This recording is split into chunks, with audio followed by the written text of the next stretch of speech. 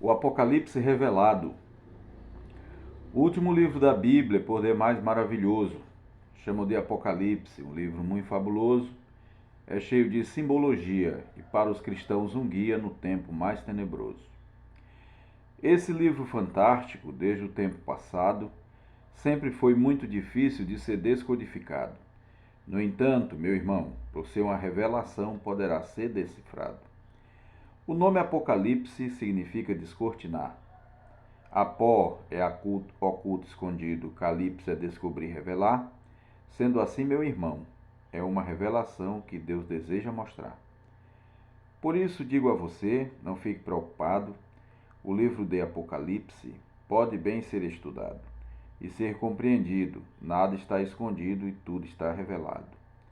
Neste livro enigmático, o personagem principal é Jesus Cristo Cordeiro, que já venceu todo o mal. Satanás e seus aliados, por fim, serão derrotados no grande conflito final. Para iniciar o tema, preste bastante atenção. Apocalipse 1, verso 1, diz com toda precisão que este livro selado por Deus já foi revelado e é uma revelação. Para que esse livro hoje você pudesse ler, passaram-se 5 etapas que agora vou lhe dizer. Deus, Jesus, o anjo e João. Para essa revelação chegar também a você. Ele tem o seu propósito, e você bem pode crer, é mostrar ao povo santo o que deve acontecer nos eventos mundiais, nos nossos dias atuais, para a gente não se perder. Esse livro ele foi escrito pelo apóstolo João, lá no primeiro século, sob forte perseguição, vinda do Império Romano, imperadores tiranos que perseguiam os cristãos. João foi mandado a Patmos por ordem do imperador, já com avançada idade, servindo nosso Senhor, depois de ter sido jogado num caldeirão mergulhado, por um milagre escapou. No dia do nosso Senhor, João recebeu a visão do nosso amado Jesus estando nessa prisão. Cristo se aproximou e a João explicou qual era a sua missão. Jesus Cristo disse assim ao apóstolo João: o que vê você escreva, prestando bem atenção. Tudo o que na visão se passa, envia, porém, 7 cartas à igreja da região. Cristo apareceu a ele de forma bem diferente, cabelos brancos e olhos, chamas de fogo ardente, com um comprido roupão e os pés como latão, de brilho muito reluzente.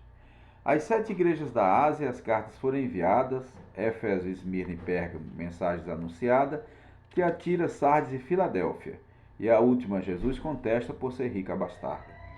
Essa é Laodiceia, a última das 7 igrejas. Essa é do nosso tempo, com ela Jesus peleja, dando grande advertência, é cega de consciência e da fé que ele deseja. As 7 igrejas se estendem do século I até nós: Éfeso, Esmirna e Pérgamo, preste atenção, digo a voz. Tiatira, Sardes e Filadélfia, correu na idade das trevas com perseguição feroz. Vamos deixar as cartas e também sua mensagem, falar do capítulo 4, que tem a forte verdade, e o evangelho verdadeiro, eis o trono do Cordeiro no seio da divindade. Nessa sala divina, João não fazia ideia, diante do grande trono, de aparência muito bela. 4 seres viventes estão, e 24 anciãos formando a Santa Assembleia. Um livro de 7 selos, misteriosamente escrito, no centro a sala do trono, aonde se assenta Cristo, e os 7 selos desatados, e o Cordeiro imolado bem perto do mar de vidro. No capítulo 6 do livro, os selos são desatados, culminando com o período anteriormente falado. No capítulo 2 e 3, eu digo mesmo a vocês o mesmo assunto ampliado. As cartas e os selos são fato do mesmo período, as cartas e os 7 selos desatados por Cristo. No decorrer da história, a Santa Igreja e sua glória, eu digo, falo e repito. O primeiro selo é aberto, eis um cavalo branco, representa a pureza da Igreja dos Santos, no primeiro e bonito amor, quando o nosso Senhor pregava por todo canto. Veja que esse cavaleiro traz uma bela coroa, um arco em sua mão, nada disso é coisa à toa, mostrando para os cristãos que a nossa salvação não depende da pessoa. Esse é o período de Éfeso, bem disse nosso Senhor, que devemos voltar sempre ao primeiro amor, voltando à santa pureza, e que a amada igreja obedecesse em temor. Já o segundo selo traz em si um cavaleiro com uma cor de sangue, aparentando um guerreiro, com uma espada na mão, tirando a paz dos cristãos em um cavalo vermelho. Esse cavalo representa, trazendo seu cavaleiro, o período de opressão aos cristãos verdadeiros, movidos por povos pagãos, trazendo morte ao montão lá pelo século III. Já o terceiro selo traz um cavalo de negra cor, representando o período que a igreja se apostatou, lá no quarto e quinto século. O errado ficou por certo e a Santa Igreja falhou. Esse cavaleiro traz uma balança na mão para pesar a fé e obra dos verdadeiros cristãos. O bom vinho e o azeite somente estava de enfeite no tempo de escuridão. A igreja nessa época, para alcançar os pagãos, deixou o trigo escasso e a cevada ao montão, e uma voz a clamar para não danificar a fé do povo cristão. No entanto, nada disso nesse tempo funcionou. A igreja apostatada com o Estado casou, e o sábado cristão virou domingo pagão em honra ao imperador. Muitas outras heresias vieram nessa bandeja, imagem e culto aos mortos do bolo foi a cereja, e a escassez de doutrina era tudo que se tinha nesse tempo na igreja. Com a igreja apostatada começou a perseguição a todos que não queriam acordo com os pagãos, e a igreja poderosa ficou mais impiedosa em perseguir os irmãos. Por isso que o quarto selo traz um cavalo sem porte, com um cavaleiro feio com uma foice de corte, juntamente em questão, no tempo da Inquisição, veio o cavalo da morte. Esse cavaleiro amarelo, de cor pálida singular, veio matar os cristãos que não quiseram aceitar os falsos ensinamentos e os ensinos nojentos na igreja tomou lugar. Esse período profético deu-se no tempo das trevas. Quem não aceitava o erro tinha que fugir nas selvas. Foi tempo de perseguição, morreram muitos cristãos durante a Idade Média. Por essa razão, o livro apresenta o quinto selo. As almas simbolicamente parecem estar no reino, desfrutando a bonança, porém pedem vingança ao santo Deus verdadeiro. Logo em seguida vem, se abre o sexto selo, um grande terremoto atinge o mundo inteiro. Uma chuva de estrelas que representa a figueira que sofre um vento ligeiro. No sexto selo também a lua se torna em sangue, o sol fica muito escuro, fazendo que ninguém ande. Há também uma alusão àqueles que ficarão no dia da ira grande. Entre o sexto e o sétimo selo, o livro Mostra e Eu Falo, veja no capítulo 7, não aparece cavalos, mas um número singular que Jesus veio para salvar nesse pequeno intervalo. Veja que o sétimo selo ainda não é desatado. Antes disso acontecer, os santos serão marcados, na sua fronte e na mão, com o selo da salvação, todos serão selados. Esse selo do Deus vivo, do nosso Deus Criador, é trazido por um anjo que do nascente chegou, trazendo o sinete de Deus para selar os filhos seus, pois o momento chegou. João contempla os selados, 144 mil filhos de Israel. Esse grupo seleto santo representa o povo fiel, que nosso Senhor Jesus levará com glória e luz para morar lá no céu. Após ouvir esse número, João viu uma multidão, todos vestidos de branco, com umas palmas nas mãos, diante do Santo Cordeiro, o nosso Deus verdadeiro, que garante a salvação. Apocalipse capítulo 8 inicia uma nova visão. Agora são as trombetas que são mostradas a João, com orações dos santos, entre louvores e cantos no plano da salvação. As 7 trombetas são alertas para a vitória, quando o Império Romano, cheio de pompa e glória, foi destronado na terra, fala de eventos de guerra no período da história. Esse período profético ocorre na Idade Média, desde a queda de Roma à conquista da Nicomédia, mostra os povos pagãos e suas religiões falsa, fanática e cega. Chegamos agora, porém, no capítulo do mel. Lá pelo século XVII surgiu um povo fiel que comeu o livrinho trazido com muito carinho do anjo que veio do céu. Esse anjo muito forte que esse povo conduz tem um livrinho aberto trazendo verdade e luz para um movimento chamado de advento do nosso amado Jesus. Esse livrinho aberto é a porção de Daniel, que estava selada pelo Senhor lá do céu, mas seria revelada a um povo confiado, um povo santo e fiel. Esse povo na história ficaram bem conhecidos, chamados de adventistas, e por Jesus escolhidos, começaram a pregar quando Cristo iria voltar para salvar os perdidos. Chegamos ao capítulo 11, que fala da perseguição durante os 1260 anos, movido contra os cristãos, pela igreja medieval, na Inquisição do Mal, matando muitos milhões. Esse capítulo trata das testemunhas fiel, são as 2 oliveiras do santo Deus de Israel. São também os candeeiros do santo Deus verdadeiro que tem morada no céu.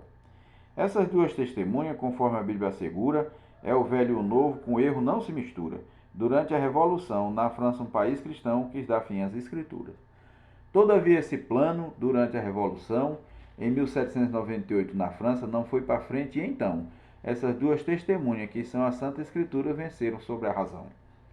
Porém, no capítulo 12, Satanás é derrotado. O grande dragão vermelho pelo céu é confrontado, o arcanjo Miguel o expulsa do céu com todo o seu principado. Esse dragão persegue a igreja mulher, sendo um símbolo perfeito do povo de Deus na fé, guarda os seus mandamentos e prega o seu advento para o dia que ele vier. Essa mulher igreja tem a sua semente, nesse planeta Terra ela tem seus descendentes.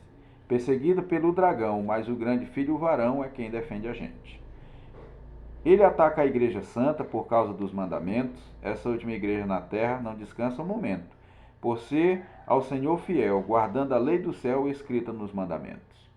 No capítulo 13 do livro, Satanás e seus aliados lutam com todas as forças contra o povo selado. A besta e o falso profeta, que são figuras funestas, são os seus fortes aliados. Essa besta enigmática, o Apocalipse não erra, por meio de um poder aos santos ela faz guerra. Durante a Santa Inquisição, matou porém 1 milhão e fez bagaço na terra. Essa besta representa um poder religioso que atuou no passado e vai atuar de novo. A sua chaga mortal será curada afinal com o apoio do povo. Essa besta tem um número, 666, é o número de homem, eu mesmo digo a vocês. Pode calcular, e num poder vai chegar que voltará outra vez. Nesse mesmo capítulo, outra cena revela uma outra besta cordeiro que vai subindo da terra. Fará com que uma imagem fale e passe uma mensagem aos habitantes da terra. Ela fará uma imagem em honra ao imperador, em honra à primeira besta. A segunda representa uma nação do planeta, que fala de liberdade, porém lhe digo a verdade, a coisa vai ficar preta. Essa nação poderosa, que é a segunda besta, fará com que os povos que habitam nosso planeta aceite a marca final e no conflito do mal adore assim o capeta. Essa marca é o oposto do santo selo de Deus, que está no povo remido, tem os seus nomes no céu, guarda seus mandamentos e sob morte e juramento adora o Deus de Israel. O selo do nosso Deus, a Bíblia afirma e sustento, é o sábado do Senhor, da-lhe o 4º mandamento. E na contrafação do mal, a besta tem seu sinal, já digo só um momento.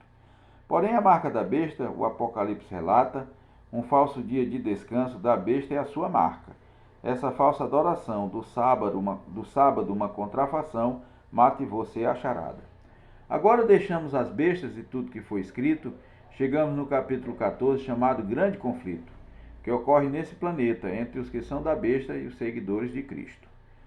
Ele também apresenta adoradores sinceros que levam uma mensagem tirando nós do inferno, uma advertência global de um juízo universal do Santo Evangelho Eterno. Nesse capítulo também os santos estão presentes, guardam os mandamentos, alegres e muito contentes. São verdadeiros adoradores, os falsos, em muitas dores, sofrem um grande tormento.